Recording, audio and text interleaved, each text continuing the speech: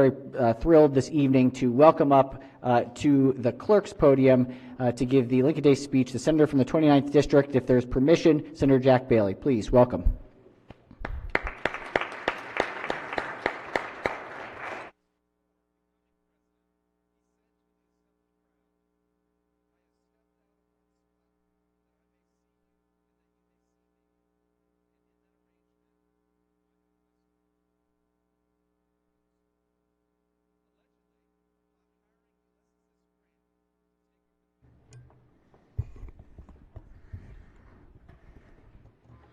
Just take this in just for a moment.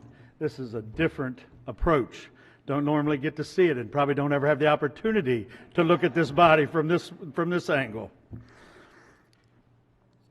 President Ferguson, colleagues, honored guests, friends, and fellow Marylanders, it's a great honor to be before you this evening to mark the birthday of our nation's 16th and perhaps greatest president, Abraham Lincoln. I have long awaited this opportunity to reflect on the lessons that we can learn from his leadership and his response to the trials of his era. I do not need to tell anyone gathered here tonight that we are living today in a very divided country. This division, thankfully, is not as deep as the one experienced in Lincoln's time. The problems we face are serious, but we are not witnessing Americans rebel against their country to defend the indefensible, their attempt to claim ownership of other human beings. However, I do think that within many of us, we can see our nation unity is in decline. We increasingly live amongst people who share our political beliefs and can get all of our information from sources who we already know agree with us. Social media has introduced a new level of polarization and conflict into discussions of major issues that require nuance and understanding to solve. Again, we are not at serious risk of Americans taking up arms against Americans in an attempt to formally divide this country, but we are at risk of losing our common sense of purpose and trust for our fellow Americans, something we can simply not and should not happen. In Lincoln's time, this country was split around the issue of slavery, but it also suffered from deep cultural divisions as well. There are times still today when different regions of our country can feel like distinct cultures. We are particularly aware of this here in Maryland, which lies between the north and the south of our nation. But whatever differences we have today pale in comparison to those that existed in Lincoln's time, not only politically, but culturally. Lincoln knew that in order to overcome these differences and to bring Americans together as one would require more than just winning in battle, but would require adding to the common bonds that hold our shared culture together. Lincoln was a great believer in the power of events and days that could bring people together. In the early days of our country, what holidays were celebrated and how they were observed differed greatly between regions. Christmas, for example, was more prominently celebrated in the South than the North.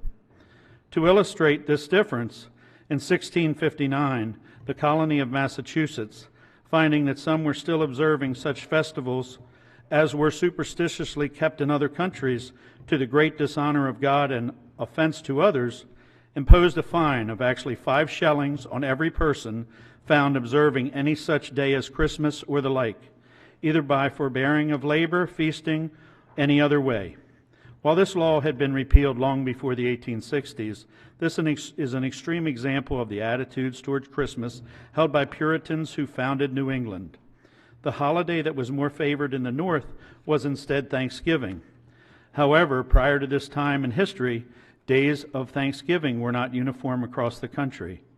Lincoln's tenure saw both of these holidays grow in stature as great national occasions.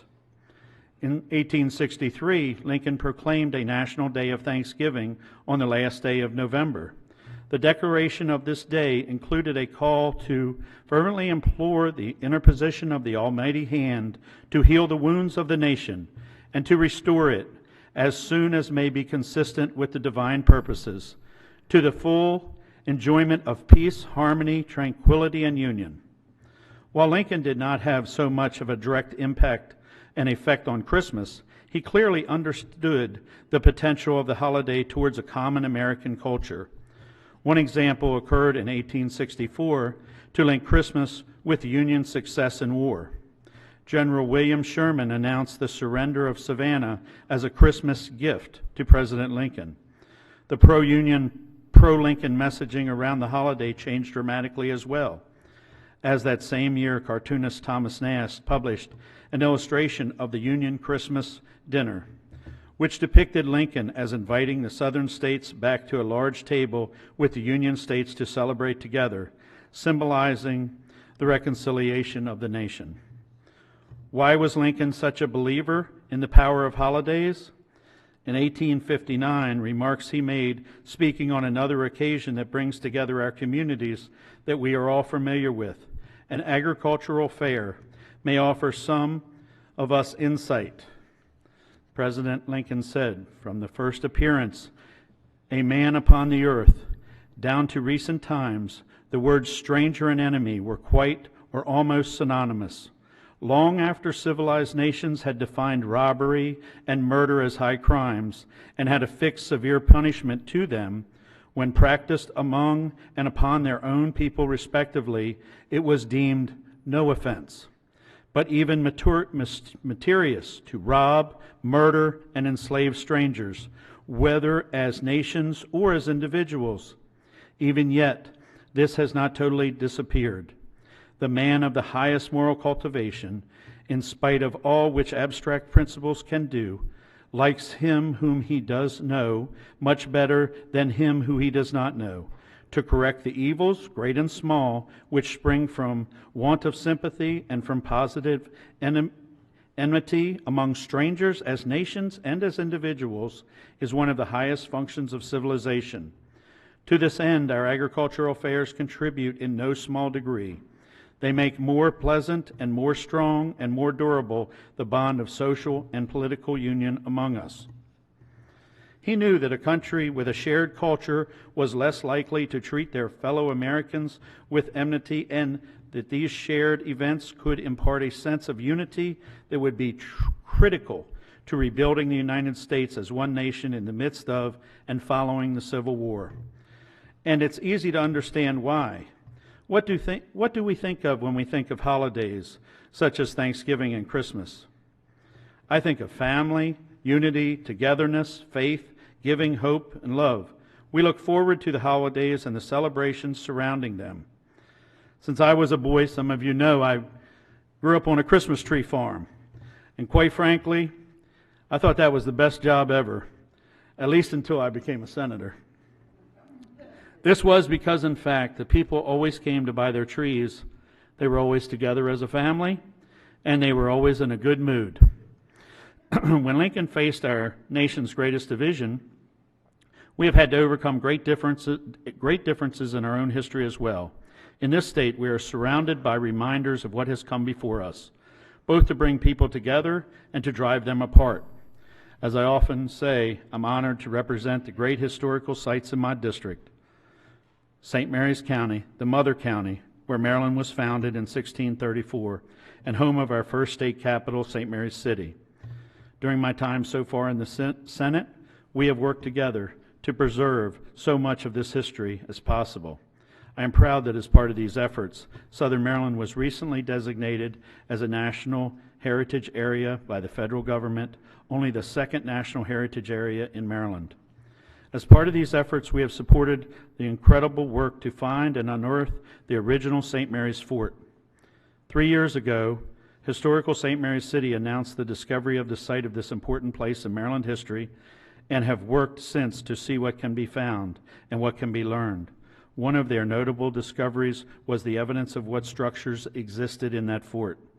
Using ground-penetrating radar, we have found evidence that the circular dwellings of the Native Americans and the square buildings of the colonists stood side by side.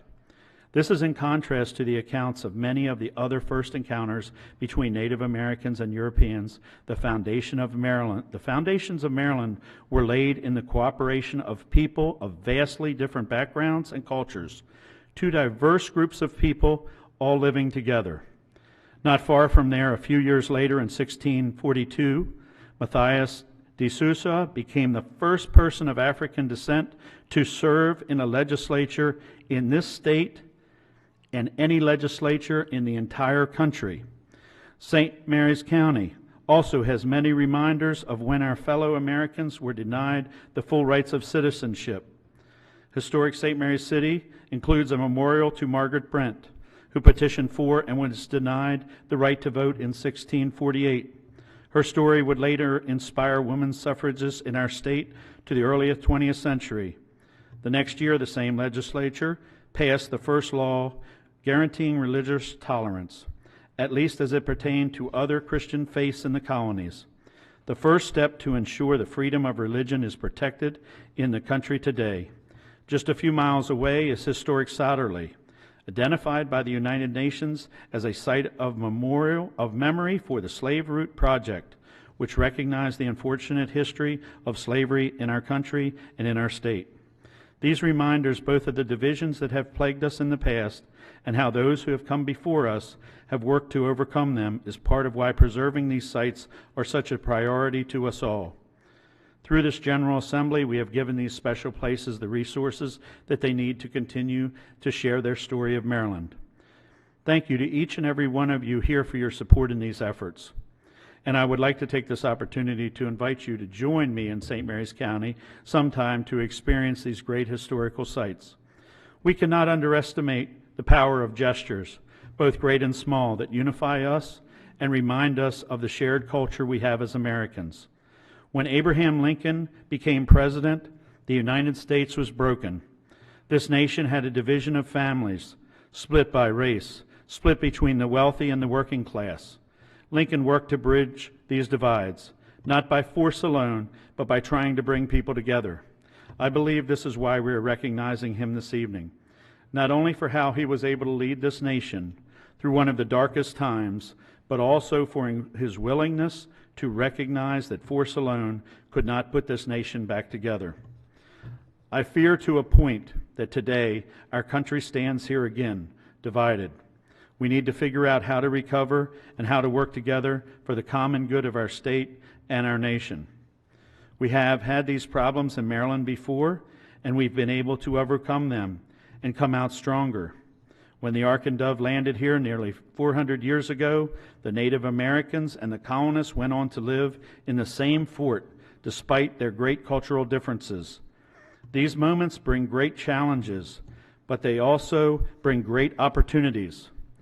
While the nature of these issues and how we respond to them are different, we face many of the same struggles today as we did in Lincoln's time, on issues that speak to the very foundation of what it means to be an American.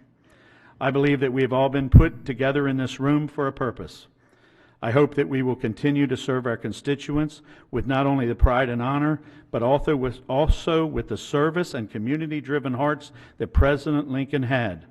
A quote often mistakenly attributed to Lincoln, but was actually something that was said about him, was that nearly all men can stand adversity. But if you want to test a man's character, give him power. Let us all, the men and women here today, my colleagues, my friends, accept the challenge to use power that we have as legislators to help others and build relationships here in Annapolis and in our communities to bridge the divides that we face today. We need to follow the example of Lincoln when he rebuilt our country through unity. Let us recognize all that we have as Americans and as Marylanders, and with fidelity to our Constitution and our founding principles, and move forward together for the benefit of all Marylanders. Thank you.